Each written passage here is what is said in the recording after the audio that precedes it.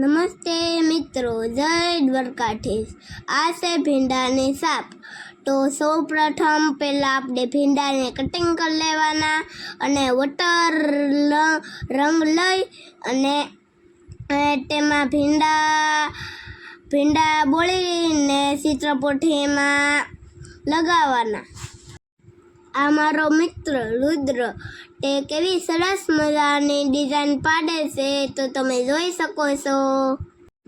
તમે પણ તમારા બાળકોને આ પ્રવૃત્તિ કરાવવાનું ભૂલતા નહીં.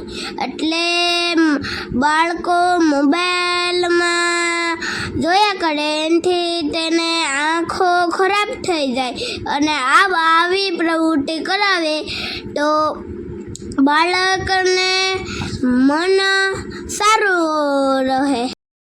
તમને આ પ્રવૃત્તિ કેવી લાગી કોમેન્ટમાં જરૂરથી બતાવજો.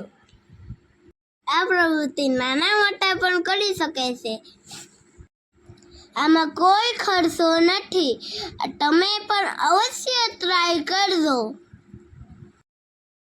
બાળકોએ પણ સરસ રીતે ભીંડાની છાપ પાડે છે. એકથી પેલું બીજા ધોરણના બાળકો છે અને બાલવાટિકાના. તો કેવું સરસ મજાનું કામ કરે છે, જુઓ, તમે જોઈ શકો છો.